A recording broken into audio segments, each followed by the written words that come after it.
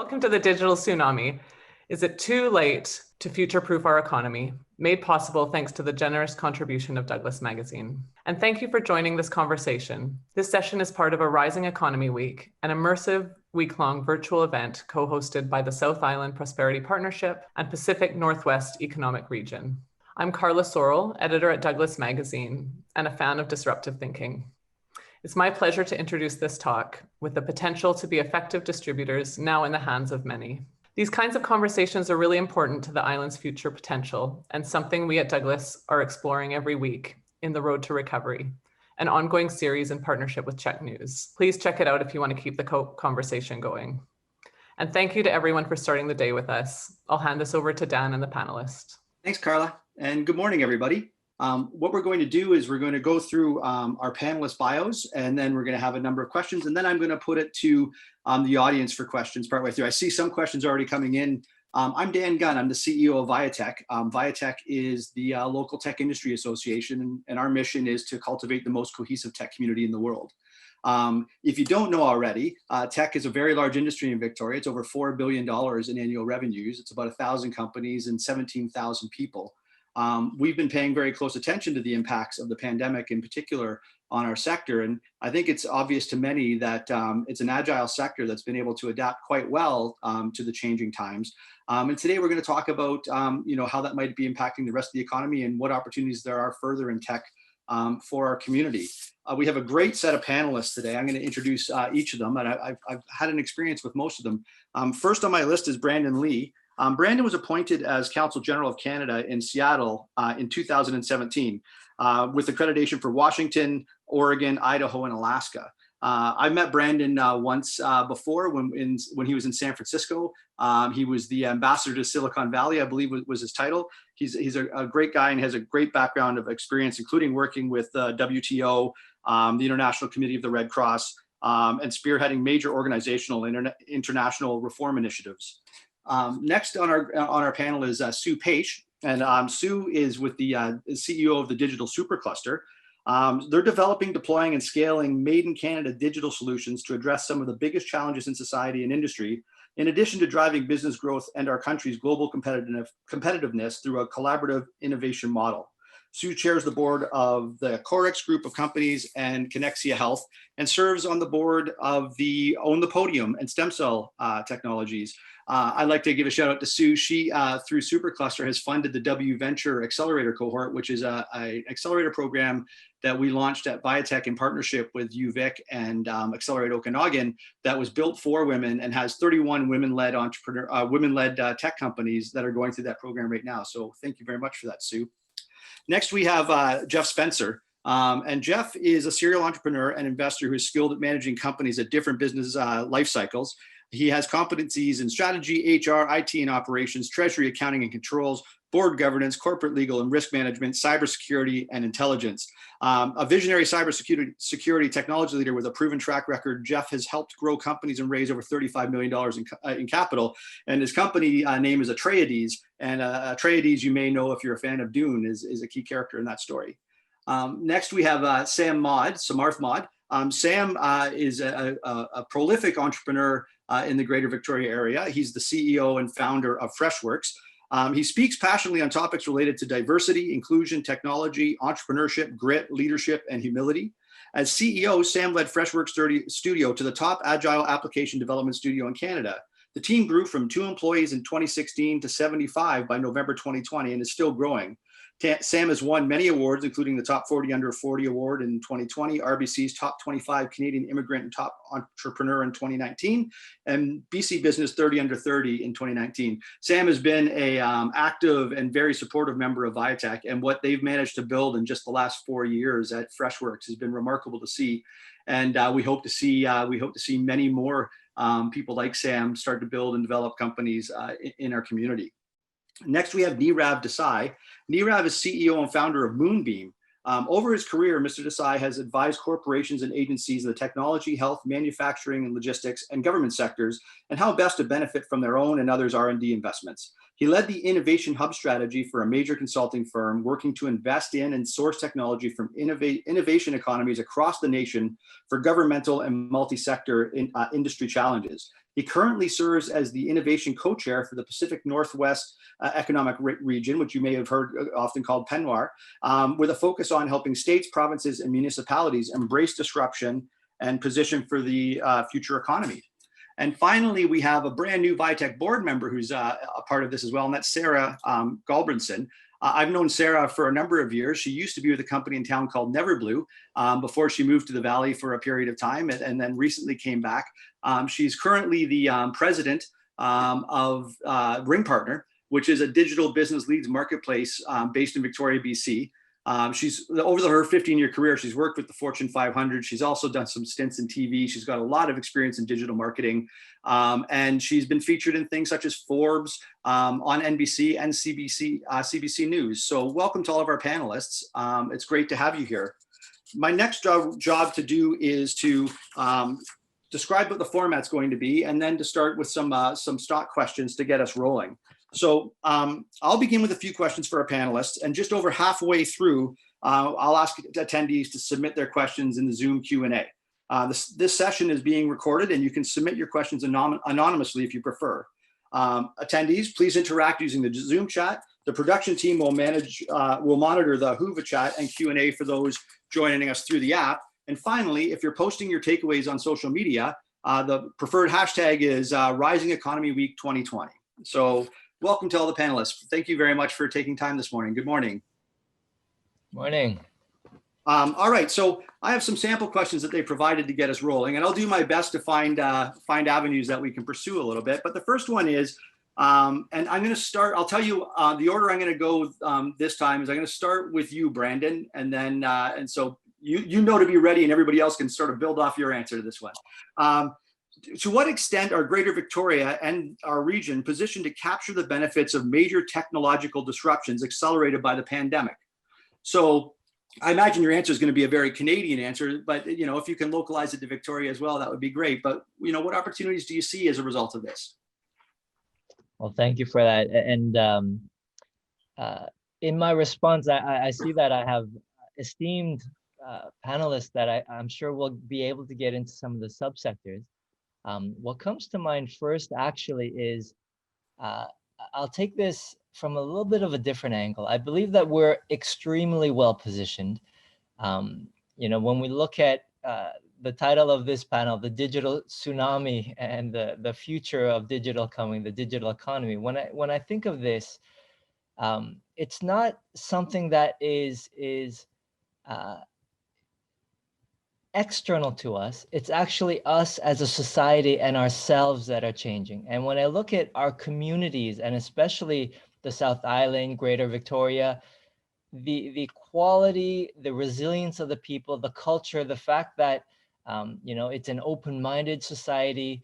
There are elements, just looking at this pandemic, where of course it's a terrible thing that's affected us and our loved ones, or even economically. But then when you uncover and you peel back some of the impacts this pandemic has had, the ability to communicate, the ability to be more integrative and diverse, looking at diverse communities, looking at helping each other out.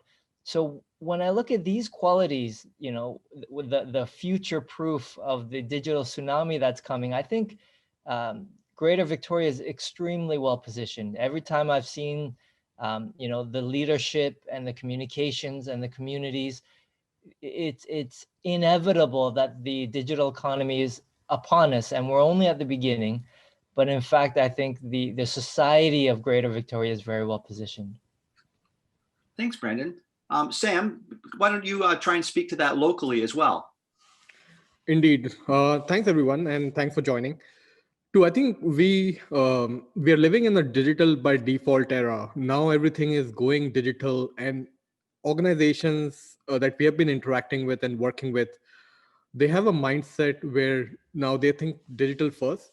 It goes back to 3 or 4 years ago when everyone was thinking mobile first approach. Now it's digital first approach. What are the services that are getting offered? How can they be digital first? And then everything else comes after that, which is, which opens up great opportunities for entrepreneurship and disruptions. Talking specifically about Greater Victoria and the region, I can speak to my experience working with the ministries and working with the government whose offices are based in Victoria. From my experience, I think they are the most disrupted. They are transforming, they are using COVID as sort of a reason to accelerate their digital transformation. And what I have seen as a benefit of that is the citizens of British Columbia. Mental health is something that is impacted because people are isolated, they're working from home. It's a big industry, it's a big area where government as well as entrepreneurs can make a lot of impact, and that has been happening. Digital health has also been accelerated because of this, and now in order for you to take an appointment, everything has gone to booking online and using online services to be able to do it effectively. The courts have transformed, so you can now have virtual hearings. We developed, in fact, an application which allows for interpreters to book themselves through an online tool. With the pandemic, the the people who are also suffering are our first responders, and for them, they are seeing a lot of deaths that are happening. We developed an app for them called Shiftwell, which allows for them to take care of their own mental health, and it's a tool again which allows for them to use at their own time using digital first approach. Some of the other areas that I've seen digital disruption happening is in our senior care facilities. They are the most vulnerable population given the pandemic, and I think that industry, that area, is also getting disrupted. So overall, in Victoria, major disruptions are happening, and it also opens up opportunities for entrepreneurship. Thanks, Sam. Sue, doing the work that you're doing with the digital supercluster, obviously that's a national initiative that's based in British Columbia. What do you see as some of the technological disruptions that are accelerated by the pandemic? Yeah, thanks, Dan, and thanks to the organizers for putting this panel together. So a couple of thoughts. First of all, one thing that COVID has done is it's shown what we're able to do when we work together. And it's really forced what we had already started in the supercluster in terms of collaborative innovation, bringing different organizations together around a problem and then creating a solution by listening to each other that's better than any solution that any individual organization could do on its own. So, excuse me, we were on a very fast track right up to March. And in March, when COVID hit, we went to our members and said, is there something that we can do in terms of building and scaling digital innovations quickly to address some of the problems created by the COVID pandemic? Within less than 12 weeks, we had over 700 submissions with a project value of $1.4 billion for a $60 million fund. So that told us right then that Canadian organizations across multiple industries were prepared to lean in. I'll say there's 3 areas of focus that we've really seen come through the last 8 months. One is health, and Sam's referenced health. And we have a portfolio from those 700 submissions. We picked 34. So we picked the absolute best technologies, and they're technologies that deal with things like deploying handheld ultrasounds so that people can get ultrasound services wherever they are in the province. They don't have to fly into a major center. So the North Island can get ultrasound services for obstetric, for compromised COVID lungs, or for heart issues. We've been able to deploy 75 of those since the beginning of the year, which in normal course pre-COVID would have taken years and years. Or creating online access for substance use tools and services for frontline workers. So health has certainly moved into the digital era faster than anybody thought was possible. And just one small stat, before the pandemic, about 4% of Canadians received virtual care services. Canadian Medical Association reported recently that 47% now of Canadians receive consultations virtually, and over 90% of those patients are very satisfied. So we've been able to move quickly, and the reason we've been able to move quickly in health is because the private sector, the academic sector, and the government public sectors are working together. So that's one area. The second area is the overall digital transformation of the economy. Those companies that have moved quickly to get into a digital world have been successful. They've been more successful than those that have waited for this to end. And so whether that's in retail, whether that's education, whether that's even things like hospitality, those organizations have been able to weather the storm. The third area of focus that I think we really need to pay attention to, and again, very relevant on Vancouver Island, is our natural resources economy. Canada's economy for generations has been founded on natural resources, forestry, mining, fishing. Those resource economies, or those resource industries, must transform. And we've got a number of projects in our Supercluster portfolio that are designed to do that. And I'm going to give you one example that shows how natural resources and environment can come together. And that's building a platform to measure, manage, and secure the vast array of fresh bodies of water that we have across the country, something that we don't currently have. So that when you're looking at a forestry development or a mining development on the North Island or even Mid-Island, you will have access to a data platform that helps you manage those fresh bodies of water as you do your development. So in short, I think that every industry has to transform. In particular, the ones that can go fastest, farthest are health and natural resources in terms of the model that we're using. Thanks, Sue. I think you touched on something that we've definitely witnessed at VIATEC, and that, when there's a moment of community shared suffering, it has a unifying impact where people are more likely and collaborative to reach out and to work together. And so we've seen the value perception and appreciation of being a part of a community escalate in people's minds considerably. And we think that's a good thing. It would be nice if there wasn't the suffering that goes along with that.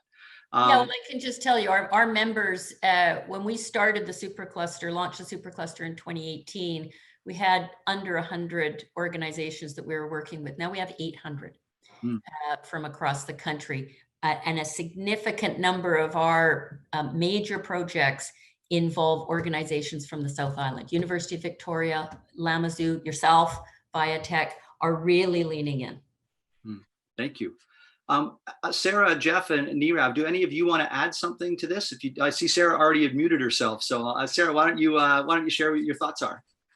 I thought it was fantastic just to hear from Sue about some of the things kind of on even the provincial level and what she's seen in, throughout Canada with some of these trends. And I just think it should be noted that here on the South Island, especially here in Victoria, tech is our #1 industry. And so by nature, we are a community of innovators. And I think that over the last several months, it's been amazing just to see the grassroots efforts that have been happening and the way that we've been able to rally around our community and create these new digital experiences for these industries that haven't had it before. And I really think that for future, it's going to put them in a much better place, potentially with these new revenue streams coming from these digital transformations. And so it's been really eye-opening just to see the way that the community has been able to rally around these different businesses. Thanks, Sarah. I just a quick plug. We have a new program called DER3 at VIATEC, which is what we call a digital Main Street project, which kind of speaks to what Sarah was just saying, where we're aiming to help 180 companies locally, from bookshops to donut shops, help employ more digital strategies and more online presence to make their business more stable and to help it thrive. And so anybody who's watching who wants to learn more, just check out our website or send me an email and we'll get you connected. Nirav, you let me know that you had a comment you wanted to make. Go ahead. Yeah, I'm just looking at this panel and I'm amazed by as far as calling in from the south of the border. I love seeing you guys in the office, and it just is a testament to the fact that government matters. A coordinated response in dealing with a crisis is a huge competitive advantage. And while I'm still in my basement here. You guys up in Vancouver Island are able to work in your office at least some days a week. The other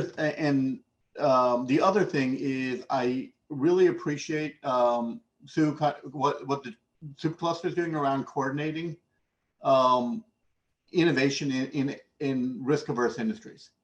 And that's the role in America that, to a certain degree, the government played during, say, the space race, really trying to issue a challenge and be the catalyst for industry to innovate around a strategic focus area. And it's great to see that happening north of the border. Thanks, Nirav. And yeah, Brandon, if you could pass on to our federal partners how much we appreciate the programs that they've been able to put in place to help keep us stable and allow us to continue to thrive, that would be great. Will do, absolutely. Jeff, did you want to add anything to this question? I'll be brief on it, but I think that, like, you know, the big evolving thing that I've been seeing, and, you know, it's really interesting, is this relationship between, one, the historical norms. I see, you know, a lot of people leaving cities like New York and San Francisco, where, you know, they grew to the point and concentrated to the point where COVID was an accelerator for that to burst a little bit. And, you know, I've got a couple friends, and one of them is a CEO of a fairly large company that's like, I'm leaving San Francisco, and I can do that. That's totally possible. There's a CISO of a very, very large reinsurance company that moved from Seattle to Victoria during this, you know, during this time. And he's using this period to say, is this possible, you know, throughout, long lasting, you know, as this kind of evolves, you know, can I actually do this in the long run? And that, in general, I think is the really interesting crux that's happening right now is, you know, if you think about all companies out there, everyone's reacting to this differently. And it's easy for us to bring our own bias to where we sit. But keep in mind, there's some people where this is extraordinarily foreign. And then on the other side, there's some people that are saying, I haven't missed a beat. Like, my company hasn't changed at all. And so I think what's happening is a lot of people are testing out the waters about what's happening with COVID, how you can transform during it, and then asking themselves the questions along the way. Is this, you know, for the purpose of why my business is here, is this transforming us to make us in our relationship with our clients better or worse? And how are we doing with that transformation? And I think that's a really important thing to pay attention to, because not everyone's going to go through that path the same. And that's kind of a large part of what I'm noticing. And, you know, maybe later, you know, I can bring up a little bit like how I see the relationships between employers and employees change, because everyone's going through this pain and everyone's carrying a burden on it. And it's interesting to see how that kind of shapes out depending on what industry and, you know, your embrace of technology or not looks like. I have a question related to that, Jeff, so I'll come back to that for sure. One thing I'd just like to add is I've had this thesis about what makes, like, Victoria is only 360,000 total people and has a $4 billion tech industry, and it's on an island. So it doesn't really make sense at first blush how that happened. And one of the things that I think differentiates our community from, you mentioned people moving out of the big tech centers like San Francisco and New York, is I see us as a magnetic city. And what I mean by that is that there's a quality of life combined with a quality of opportunity. And it attracts people who value those things equally. Whereas large cities have so much critical mass, I call them gravity cities. They attract every opportunist and everything into them, good and bad. But there isn't as much cohesion and community mindedness. And when you're on an island that people typically don't want to leave once they get here, they think long term. And so social capital and being involved in supporting your community is something that you have to do a good job of. Whereas in other places, you know, you might burn some bridges and there's plenty of other opportunities for you to do that. And so you reminded me of that, Jeff. And I think that's an important strength that's gotten us where we are and is going to keep getting us further. Our next question is about the labor force. And you kind of touched on it, Jeff, when you were talking about, you know, the employment and where people are. And so I'm going to start with Sarah. And Sarah, you know, right now we're seeing, you know, a real shift in the labor force. There's remote working, but also, you know, typically in Victoria and every community that has a thriving innovation sector, the biggest challenge is finding enough skilled, experienced talent. And of course, when you're in a, you know, in a smaller, medium-sized city, you don't have the same brand recognition as the Valley or New York or others. And so that has caused challenges for us in the past, attracting, the right people, finding the right people. And I would say the only time I really see fractures in our community is when there's a competition for talent. That's when, when things can get a little bit looser and more competitive. During the pandemic, what transitions have you seen related to HR trends, hiring, recruitment, and maybe taking advantage of remote opportunities? Yeah, this has been such an interesting time, specifically for HR, recruiting, just really company culture as a whole. And I feel like my company personally, RingPartner, is in a stronger position because of that, which has been a pleasant surprise. And so during the pandemic, we did have a few roles that were actually really key roles. We hired 2 leadership roles during this time. And I think that for the first time ever, we really opened ourselves up and saying, well, we're all remote first, we're digital first, so we don't have to necessarily hire someone right here in Victoria. Sure, that would be nice if they're available. But what we did is we actually ended up hiring 2 leaders who lived elsewhere in BC. And that opened it us, and then we realized, oh, like this is really opening us up to now a larger workforce throughout Canada with some of these specialized skills that maybe were more difficult to have someone actually come and move their family and be here on the island. So I think right now we are really benefiting from this, and we've been able to open our eyes to what's out there, and without having to go and poach from other local companies, we're just adding really to the people that we have and the diversity. So it's been a good experience for us so far. Great, thanks, Sarah. Sam, you are up to 75 people, but I know you also employ people outside of the community. So maybe answer the same question. How has this transformed or changed or created opportunities and challenges for FreshWorks? Absolutely. I think for FreshWorks, and I think in general for everyone, it's time for organizations to reframe their recruitment process. And I've been speaking about diversity and having workforce diversity and inclusion in a company and how it's an advantage. But now with the pandemic, it actually forced organizations to realize the benefits of that. And the organizations have been speaking with, they've actually started to change their recruitment process, change the way they pre-screen candidates, change the way they scan for resumes. And now they don't look for quote unquote Canadian work experience. What they now look for is relevant experience and how that translates into the job and how that translates into the work that they're going to do. So as an immigrant to Canada and Victoria and living in this community, I have realized the benefit of that. But early in the days when I was a job seeker, I realized firsthand how difficult it was to get my first job, how difficult it was to, cut through the resumes which has Canadian work experience over my experience from my country. But also realize that, if I were to join an organization, I would actually make an impact. I would be a valuable employee. So we use that approach in our recruitment process from day one, meaning when we screen for resumes, our team knows that they don't have to look for Canadian work experience. What they have to look for is relevant experience. And that has actually allowed us to hire not just in Canada, but hire from around the world. And then we use something called Global Skills Strategy, the fast track visa program from the Canadian government, and have been able to bring candidates to Canada as a permanent residents. Now they're tax-paying employees here. So in FreshWorks, we have 15 nationalities represented. We speak 25 different languages. And every day I'm just motivated by the level of coordination, how we embrace differences of opinions, and how it has actually affected us as a company and affected positively and allowed us to have the success that we have right now.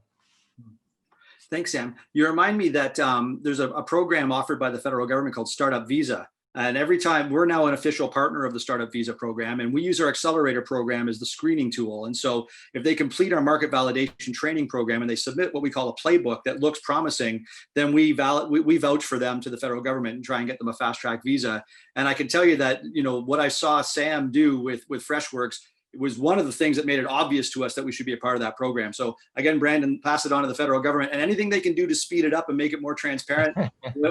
I really think that the best way we can get more diversity in the Victoria community, not just the tech community, is through that program. I believe we could bring dozens of new entrepreneurs to our community to start companies in Victoria. And one of the things I think that Sam has over a lot of our locally born entrepreneurs is a global perspective. And with that global perspective comes so much more opportunity is visible to them. And so I think that it's going to be transformative to our community. Maybe Brandon, just quickly, I mean, obviously there's an interesting political environment across the border right now. But for years, Canada has become the sort of safest, more preferred Western democracy if you're looking to move.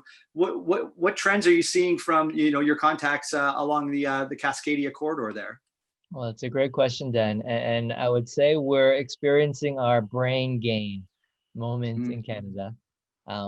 When you look at people and talent, people go where they feel received, where diversity is not just accepted, but respected. And we're seeing that Canada, our place in the world is very much being received as a place where people want to start their lives, start families, and continue their professional careers. But there's one dimension here. When we talk about talent and our teams, that I think is important to mention as well. It's the importance of upskilling and reskilling as we enter a knowledge digital economy. Of course, to be a machine learning algorithms expert, you need a very specific education for this, but our entire workforce needs to transition. And so this upskilling, lifelong continuous learning, these are things that we have to change all of our own mindsets as a community and support each other. So the digital Main Street, these are great on-ramps into getting, more traditional businesses familiar with the digital economy. Thanks, Brandon. I'm going to move to the next question because I'm actually supposed to start taking audience questions, but I promised Jeff I would ask this one. So Jeff, we're talking about working remotely, right? So the work from home, working remotely thing. What do you see are the positive impacts and the negative impacts of this transition? And what the impact do you think it's having on innovation and R&D? Yeah, I think that, I think one of the things that it's doing is, it's causing a lot of things to be addressed, very early on as this kind of unfolds. So, I'll put you in the kind of shoes of both the employer and the employee. The employer is like, look, we have purpose and our purpose is connected to our clients and we're here to serve them and we're here to serve our employees as well. And as they're bringing their employees on in a remote, workforce sense, there's a lot of things that you don't consider that come up that I think a lot of people are in various stages of working out. So let's say, for instance, you're working at home and, you're in kind of like a regional city where you're making sort of like 65% of what you would in the Valley or New York type of thing. In Victoria, we have very high housing prices. So a lot of people's income goes to paying to that. And suddenly you find yourself in a remote, working from home position. And suddenly your heating bills go up because you work from home all the time. Maybe colleagues are complaining because your internet keeps freezing. I know a lot of people who've had their houses like rewired so they can have like fixed internet, which is a new expense that, you don't have new cash to pay for. You may have to up your internet, quality. You may need to buy new gear. There's all kinds of cash outs that are sneaking up on employees that employers may not necessarily be aware of right out of the gates. And so there's a bit of this dance that's happening where people are trying to find that net new normal.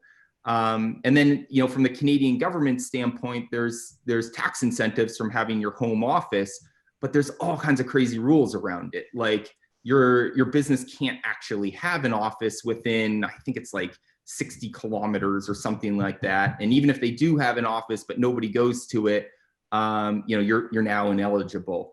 And so, from being able to write this stuff off from a tax incentive, it's complicated. It's all over the map. But at the end of the day, real people are feeling the real pain from it. And so I think that net normal is coming, and I think there's a huge opportunity for employers to reach out to their employees and understand, how is this impacting them from, a day to day. Recognize that life is different. You may be personally shouldering some of the burden of the remote economy kind of transformation.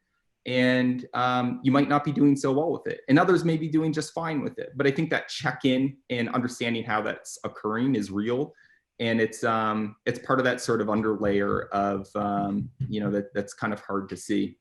So I think that's one of the big important sides. And then the other aspect of it as well is we find that a lot of people, when you're trying to attract talent from other places, a really clear message of what your purpose is and how they fit in that purpose is absolutely paramount. That's what attracts people. That's what switching places and taking a big risk like moving or leaving a big employer is important, is when they know that you personally have purpose in this business, and they want to grab onto that with both hands, because more and more that's what the workforce is looking for, is purpose and alignment to a bigger cause. So I think those are some of the things that are coming to mind for me. Thanks, Jeff. How about you, Nirav? Yeah, thanks, Dan. Well, a crisis like this is a great forcing function. And it's really, Jeff, you brought up some great points. And if you think about how we evaluate performance, how we work, all of that is changing. And it's changing as we get more used to these tools. I first used Skype in around 2004, and it's now 2020 when everyone's using Zoom and Teams and everything else. The fact that was available back in 2004, it took 16 years for a business to catch up to the fact that, hey, this enables us to work from anywhere. Now, for working from anywhere, that changes the way we work. As a manager, I don't want to evaluate people on how long they're in the office, which is kind of the old school way of management. You have to change your metrics around what is productive work, what is task-based management, as opposed to time spent-based management. And that translates all the way down to our HR systems and the way we compensate people, the way we look at promotions, all of it. The other thing that's of note is, many people have said they're more productive working from home. And I think that's true from certain types of tasks. For well-defined processes where you're working on a document or you're following up on leads, what have you, you actually can get more done then. But how do you supplement now for things like corporate culture, right? You don't have the water cooler. You don't have the break room where you can have that casual conversation. There are solutions out there. Moonbeam's working on one of them, which is enables productive collaboration sessions remotely using virtual reality. But there's a number of tools out there, right? I know some collaboration platforms allow a constant video going on, so you can just jump in and talk to someone, like perpetual office hours. There's a number of solutions that are kind of being experimented, and which ones are going to succeed will dramatically affect the way we work, the way we hire, and the way we evaluate performance. Good points. Sue, you wanted to add something. Why don't you go ahead?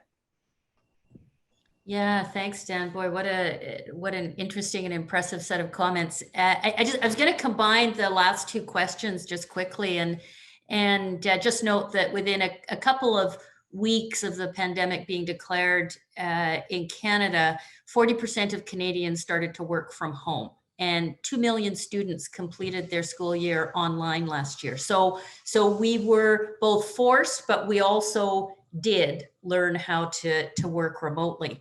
And so this creates a huge opportunity for Canada, and within Canada, a big opportunity for locations like Victoria, like Vancouver Island.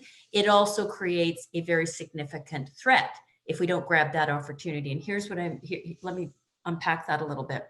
A couple of years ago, RBC, who I think is a sponsor of this conference, issued a report called 50,000 Humans Wanted, and spelled out for us as Canadians the big talent gap we were going to face if we didn't change how we were hiring. A lot of the things that Jeff and Nirav and Brandon have commented on. And what COVID has done has accelerated our opportunity to capitalize on the demographic diversity of Canada, the Canadian diaspora, if you want to say that, to really reach out, especially in the technology context, to groups that are underrepresented in society, in the tech sector, women, new immigrants, Indigenous, people who work remotely, and to bring them into our companies. And as we see people moving out of some of the urban centers, because they know they can work remotely, they are moving to geographies like Vancouver Island, like Victoria. For all the reasons that you said at the outset, Dan, Victoria is a magnet. And so where does that take us? Two things. One, Government of Canada issued a challenge about 2 weeks ago called the 50-30 Challenge. And what it says is 50% of the Canadian population is women. 30% of the Canadian population is comprised of a combination of Indigenous and Métis, new immigrants, racialized Canadians, as well as Canadians that identify as LGBTQ. And it challenges Canadian organizations to really focus on bringing into their senior management and governance levels a more representative community of the Canadian diaspora.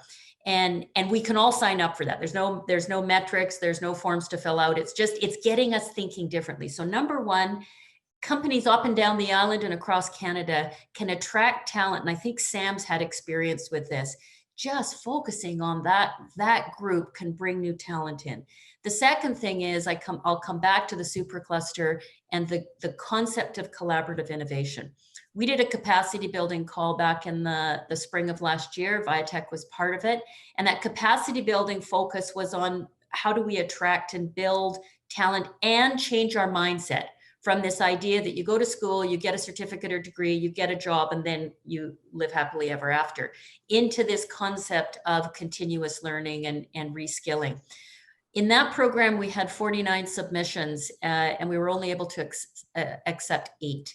We've got another call out right now, and we're getting flooded with fantastic collaborative innovation ideas on bringing universities, other post-secondary institutions together with employers, together with community groups to try and build our talent base, and to do it through digital skills training, but also through digital training and online access. And so in summary, I think that this whole move to online has given Canada an advantage. It's a Canadian advantage. People want to work for Canadian companies. They want to live in Canada if they can get here. Hopefully they can soon. And once they're in Canada, they like living on Vancouver Island. And so if we as employers can really reach out and start to bring our brand into the Canadian context of being equitable, diverse, and inclusive, and bring our brand into the context of lifelong learning, I think we will be a talent magnet from across Canada and from around the world. And there's big opportunities there if we work together. Employers working with training institutions, working with education institutions, big and small organizations. Thanks, man. Yeah, thanks, Sue. That's very insightful. Sarah was recently elected to our board at our most recent AGM. And for the first time now, VIATEC has a board that's half women. And we're very proud of that. And we've been doing a lot on diversity, equity, and inclusion. We've offered, I think, 9 free workshops since the pandemic began.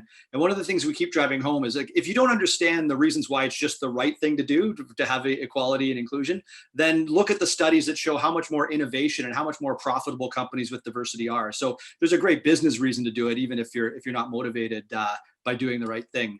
Dan, I'd just like to jump on that really quick.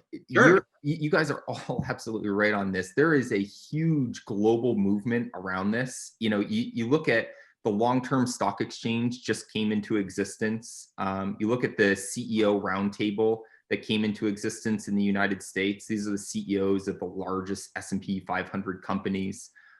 You look at the massive financial advisors of the world, like BlackRock. each and every single one of these folks are saying, look, we are looking for investing in companies that have stakeholder capital as their primacy, not shareholder capital. And if you really want to champion this within your business, and it truly is the right thing to do, it makes your purpose glow in the dark, which makes people like run towards you. When you're looking at recruiting people, there's pull functions and push functions.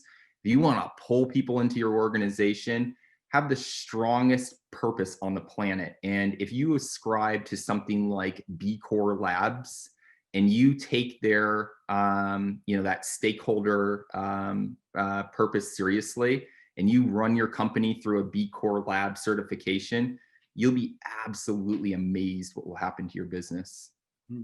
That's great advice. Thank you, Jeff. I'm going to take some questions that have come in while we've been talking. We have 5 minutes left. So I guess we're in the speed round now, but there's some really good questions. And so this one's from Peter Van Dongen. Yesterday, John Stackhouse spoke about the trend toward more hybrid business models, where businesses increase their digital presence while continuing to maintain a traditional brick and mortar operation. What advice do you have for business owners who are less comfortable with technology and are now faced with adding this new element to their business? And how do they make this shift successfully? First one to unmute. Oh, Sam, you're unmuted. You go first. And if you want to say something, just unmute. That's how I'm going to know you want to talk. Go ahead, Sam. Awesome. I predicted that.